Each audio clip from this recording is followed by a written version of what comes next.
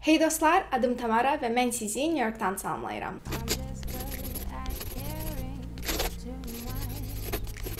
Sentyabr vaxtıdır. Bu deməkdir ki, bir çoxlarınız məktəbə və ya universitetə qayıdırsınız. Şəxsən məndə vaxtı ilə sentyabr ərəfələrində yeni il bayramında olan yenilik hissi kimi bir hiss oyanırdım. Əminəm sizlərdə də bir çoxlarınızda bu hiss oyanır. Yeni qələmləri, dəftərləri alanda fikirləşirsiniz, yox, bu il mən mükəmməl çalışacağam, oxuyacağam. Amma üstündən cəmi bir həftə keçir və bütün bu özümüzə verdiyimiz sözlər yaddan çıxır, motivasiya yox olur. Bütün bu hisslər mənə də tanış olduğuna baxmayaraq, Bakıdakı 181 nömrəli məktəbi bütün 5-lərlə bitirdim. Sonra İqtisad Universitetini maliyyə üzrə qırmızı diplomla bitirdim və ən son ABŞ-da tam təqaüd alaraq master təhsilimi bizim 100 ballı sisteminə tərcümə etsəm, ortalamam yenə də 90-dan yuxarı ilə bitirdim. Bütün bunları sadalamaq özümü göstərmək məqsədini daşımır. Sadəcə demək istədiyim odur ki, məndə də oxumağa motivasiyasız olduğum günlərim olub və buna baxmayaraq mən fikrincə bu okey olan nəticələrə sahib ola bildimsə, demək siz də ola bilərsiniz. Və bu gün sizinlə bunu etməkdə şəxsən mənə nələr kömək etdi, ümumiyyətlə ənənəvi təhsil sistemi ilə təcrübəmdən nələr anladım və bəlkə bir-iki tövsiyəm ilə sizinlə bölüşməyə istədim. Heç olmasa bir adam bunu faydalı tapsam, sevinərəm. Deməli, ənənəvi təhsil sisteminə verdiyim bu 17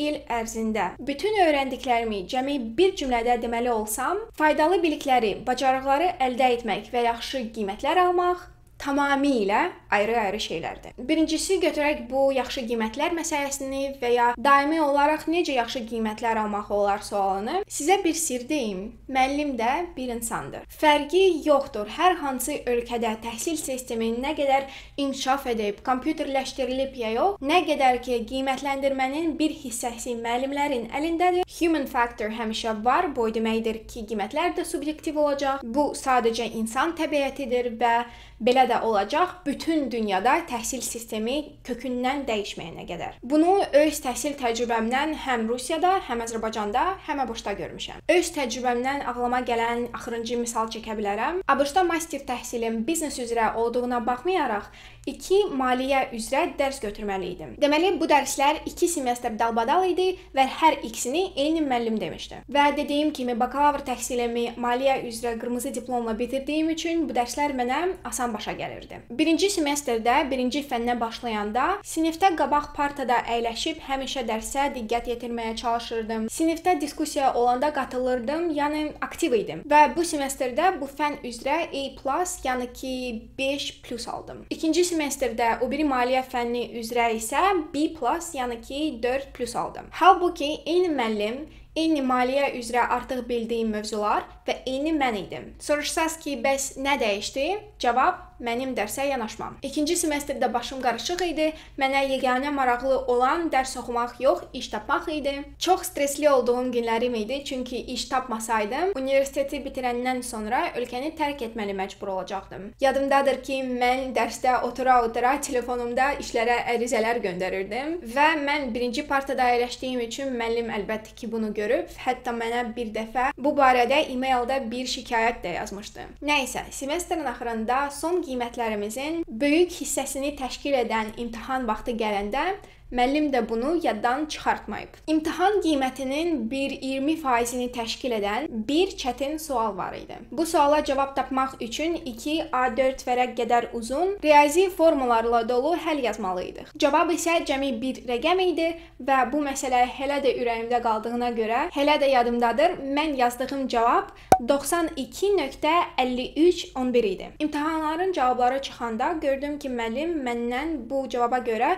bal alıb. Mən isə bu cavabda 100% əmin idim. Getdim bunun ofisinə ki, baxım görüm nə olan məsələdir. Müəllimlə bir yerdə bir-bir həllin üzərindən keçdik və cavaba çatanda deyirəm, bəs müəllim, bura qədər həll etdiklərim düzdürsə, demək cavabım da düzdür. Bəs siz mənim cavabıma görə niyə bal götürmüsünüz? O nədirsə yaxşıdır. Tamara xanım, siz mənə dərsdə qulaq assaydınız, biləcəydiniz ki, mən belə sualların cavabını Ancaq nöqtədən sonra 2 rəqəmi olan cavabları düzgün hesab edirəm. Bir sözlə üzümə şeyd atdım. Yəni biləsiz, kitabda və ya ümumiyyətlə dünyada belə bir qayda yoxdur. Sadəcə müəllim bunun daha düzgün olduğunu sayır və müəllim qiymətləndirdiyi üçün onun dediyi kimi olmalıdır. Yəni onun dediklərinə əsasən 92.5311 rəqəmini round edib 92.53 yazmalı idim. Mən də əlbəttə ki, dediyim kimi dərsdə ona qulaq asmadığım üçün bunu etməmişəm. Biraz da orada qiymətim üçün mübarizə apardım.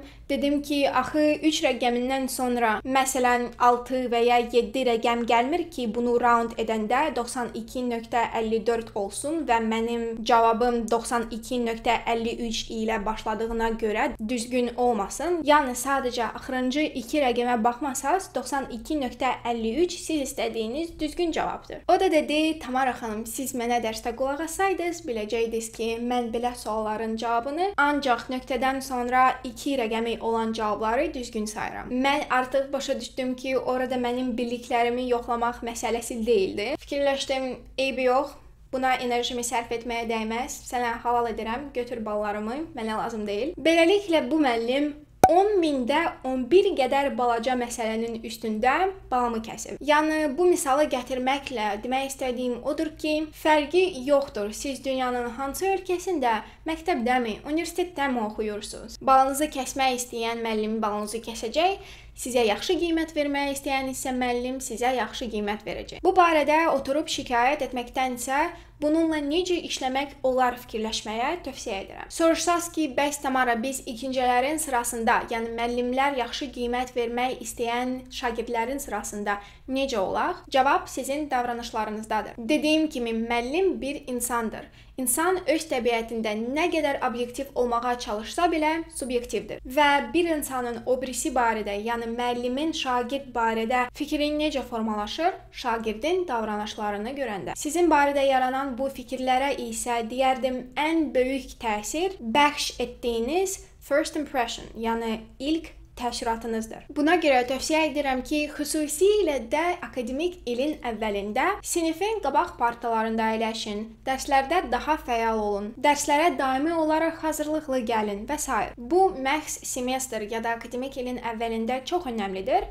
Çünki siz birinci ərəfələrdə müəllimin gözündə çalışqan şagird imicini yaratsaz, akademik ilin ortasında ya da sonunda hər hansı səbəbə görə, deyək ki, təhvil verdiyiniz ev tapşırıqlarında səhvlər olsa belə, daha çox ehtimal var ki, müəllim sizə güzəşt etsin. Demirəm ki, gedin müəllimin ayaqlarını yalayın. Sadəcə dərsdə çalışdığınızı, mövzuya marağınızı göstərmək bu qədər kifayət edir. Və özünüzü müəllim yerinə qoyun. Siz onun yerində olsaydınız və sizə 3-ə ya da 4-ə yazılan 2 ev tapşırığı təhvil olunsaydı və bunların biri dərsə hörmətlə yanaşmayan, heç vaxt hazır olmayan birindən, o birisi isə həmişə çalışqan, dərsdə fəal olan şagirddən, tələbədən olsaydı, siz hansına güzəşt edib 4 yazacaqdınız, hansına 3. Deyə bilərsiniz ki, Tamara, bu mənə lazım deyil. Bizim məktəbdə, universitetdə qiymətləri test cavablarına görə kompüter avtomatik verir. Düzdür, mən də təhsil aldığım vaxtı hər 3 ölkədə qiymətləndirmənin bir hissəsi artıq kompüterləşdirilmişdir. Amma semestrin ya da akademik ilin son qiymətinin bir hissəsi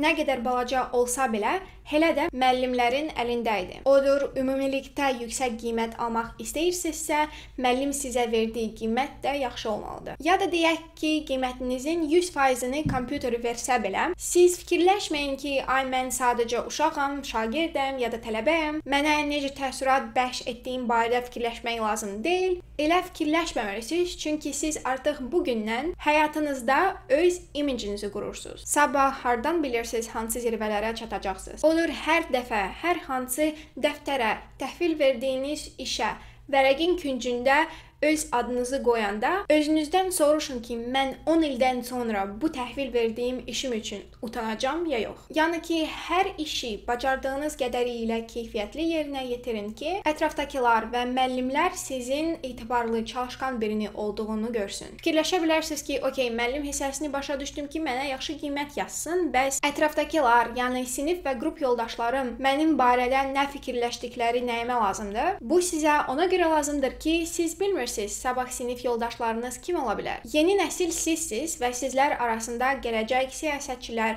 həkimlər, sahibkarlar var. 10 ildən sonra deyək ki, bir qrup yoldaşınız böyük biznes adamı olacaq və onunla ortaq olmaq üçün birini dəvət etməyə istəsə, sizcə həmişə köçürən, savadsız saydığı sinif yoldaşını çağıracaq, yoxsa intellektual saydığı birini mi? Sonra fikirləşə bilərsiniz ki, ay mən sabahdan gedib birinci partada əyləşsəm, dərslərdə fəal olmağa çalışsam, sinif yoldaşlarım məni lağa qoyacaqlar. Bunun dərdini çəkirsinizsə, inanın ki, indi sizə elə görünməsə belə, nerd olmaq cool bir şeydir. Odur, sizi lağa qoymaq istəyənlər varsa qoy etsinlər. Sizin fikriniz məqsədinizdə olsun. Siz onlara reaksiya verməsəniz, bezib darıxıb sizdən əl çəkəcəklər. Sinif və qrup yoldaşlarınızdan danışarkən kiminlə dostluq etdiyinizi çox, amma çox ehtiyatlı seçməyə tövsiyə edərdim. Çünki sizi əhatə edən 5 adamın ortalamasısınız. İdealda hər dostunuz sizdən nədəsə daha yaxşı olmalıdır. Məsələn, biri sizdən daha çalışqandır, o birinin kommunikasiya bilikləri sizdən daha yüksəkdir. Birinin xarici dil bilikləri daha yaxşıdır. Biri məktəbdən kənar daha maraqlı, müxtəlif extracurricular adlandırdığımız fəaliyyət aparır. Və siz belə adamlarla özünüzü əhatə edəndə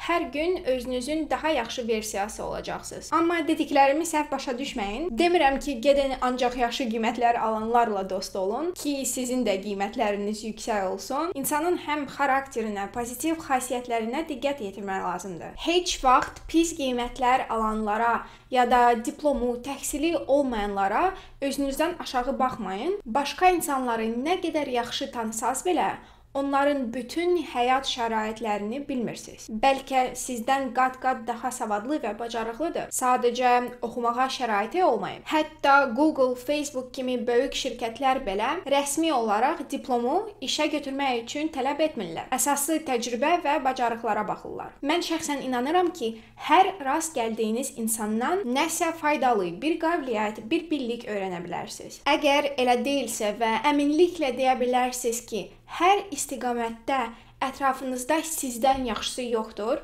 onda ingiliscə necə deyərlər, if you're the smartest person in the room, you are in the wrong room. Yaxşı qiymətlər almaq üçün bütün dediklərim sözsüz ancaq dərsləri realda oxumaq ilə əl-ələ gedəndə işləyəcək. Və ümumiyyətlə fikirləşirəm, yaxşı qiymətlər almaq istəməyinizin bir məqsədi olmalıdır. Çünki yaxşı qiymətlər almaq səsləndiyi kimi çox vaxt aparan bir şeydir. Və onlar məhz sizə gələcəkdə bir fayda verməyəcəksə, nəyə görə bu qədər vaxtınızı itirəsiniz? Şəxsən mən qırmızı diplomlara, yaxşı qiymətlərə, məqsədlərinizə çatmaq üçün bir vasitəyə, bir alətə kimi baxıram. Məsələn, ən populyar məqsədlərdən biri olan xaricdə təhsilinizi davam etdirmək istəyirsinizsə, onda bəli, yaxşı qiymətlər almaq üçün vaxtınızı sərf etməyə dəyər. Çünki Amerika, Avropa ölkələrində hər hansı universitet üçün ərizənizdə olacaq qiymətləriniz barədə məlumat, qəbul və ya sizə verilə biləcək təqaüd qərarında kifayət qədər böyük əhəmiyyət daşıyacaq. Yox, əgər indidən dəqiq bilirsiniz ki, məktəbi bitirən kimi oxumaq yox, öz biznesinizi açmaq istəyirsiniz, onda əlbəttə yaxşı qiymətlər sizə gələcəkdə heç bir dəyər verməyəcək. Amma yenə vurğulayım, yaxşı qiymətlər almaq və oxumaq tamamilə ayrı şeylərdir. Mən demirəm ki, sizin məqsədləriniz üçün yaxşı qiymətlərin bir faydası yoxdursa, onda oxumayın. Yox, fikirləşirəm ki, bütün dərsləri,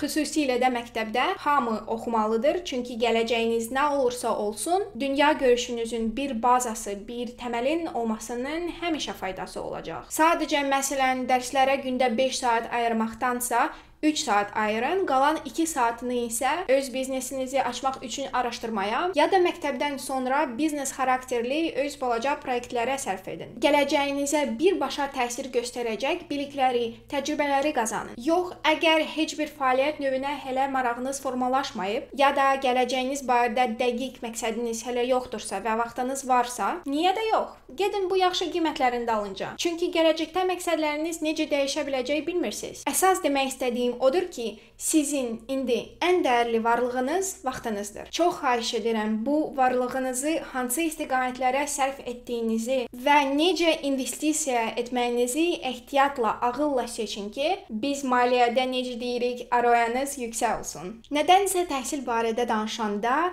mütləq ortaya çıxacaq mövzulardan biri rüşvət məsələsi olur və mən elə fikirləşirəm ki, mən bu mövzuya toxunmasam şərhlərdə dolu olacaq. Hər dəfə açıq danışmağa çalışıram, odur, indi də cəhd edim. Birincisi, böyük bir disclaimer.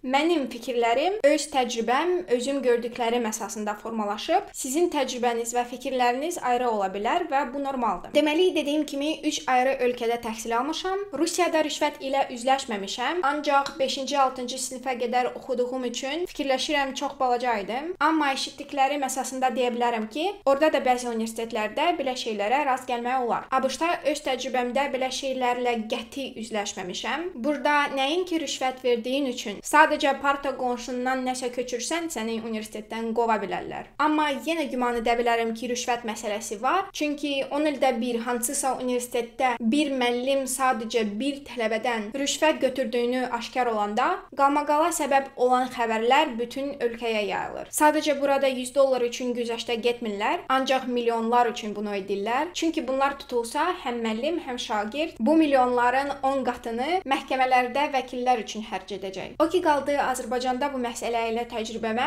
onu deyə bilərəm ki, mən İqtisad Universitetinə qəbul alanda bir çoxları mənə demişdilər ki, sən məktəbdəki kimi yaxşı qiymətlər ala bilməyəcəksən, çünki orada rüşvət verməsən kəstirəcəklər səni. Amma fikirləşirəm, nəticələr özü üçün danışır. 4 ildən sonra bir rüşvət vermədən qırmızı diplom aldım. Və mən tək deyildim. Mənim kimi bunu etməyə bacaran, öz əziyyəti ilə qiymət qazanmağa bacaran başqa uşaqlar da var idi. Yalan deməyim, 4 il ərzində həm dürüst olan müəllimləri görmüşəm, həm də olmayan. Sadəcə şəxsi təcrübəmdə birincilər çoxluq təşkil edirdi. Amma inanın ki, pul istəyən müəllimlərin də ürəkləri var. Və öz təcrübəmdən nəzərə aldım ki, siz dərs zamanı daimi olaraq özünüzü çalışqan biri kimi göstərsəz və dərsi oxusaz, sizə 4-dən aşağı qiymət yazmağa ürəkləri gəlməyəcək. 1-dən 5-ə qədər qiymətləndirmə sistemindən danışırıqsa. Və belə müəllimlərin fənləri üzrə siz 5 qiymətinə layiq olub 4 almısınızsa, eybi yoxdur. Çox xahiş edirəm, vaxtı ilə mənim kimi kövrəlməyin. Buna enerjinizi sərf etməyin. Bacardığınız qədəri ilə çox çalışın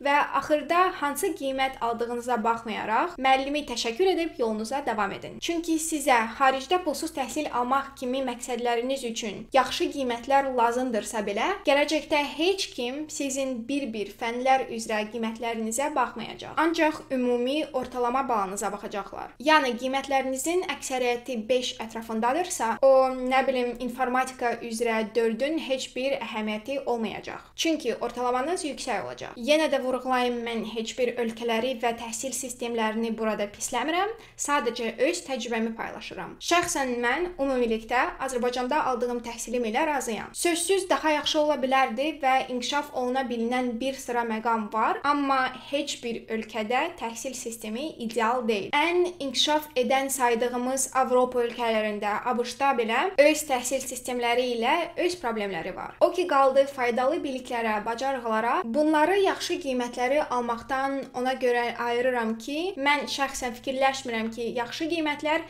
bilik və intellektin göstəricisidir. Hər hansı mövzu üzrə yaxşı qiymət almaq bu mövzunu mükəmməl bilmək demək deyil. Nə də öz təcrübəmdən misal gətirdiyim kimi, bir mövzunu mükəmməl bilmək, əla qiymət alacaqsınız demək deyil. Həyatımda o qədər fən var idi ki, onlar üzrə 5, 90-dan yuxarı 100-dən 100 də almağım olub, amma bu fənlərin son imtahanlarından çıxan kimi bütün bu məlumatlar başımdan harasa uçub. İndi məndən onlar barədə nəsə soruşsalar, materialın heç olmasa yarısı yadımda olsa çox təəccüblənərəm. Yəni məktəblərdə, universitetlərdə elə dərslər var ki, onlar bəlkə də ümumi dünya görüşümüzü genişləndirmək üçün faydalıdır, amma gündəlik bu biliklər işlədilməsə, seçdiyiniz fəaliyyət növünə faydalı faydalı deyilsə, bunlar yadımızdan çıxacaq və bu okeydir. Şəxsən mənim fikrimcə, ənənəvi təhsil sistemi hardasa məktəbin 5-ci sinifində şagirdlər üçün əsl bilik mənbəsi kimi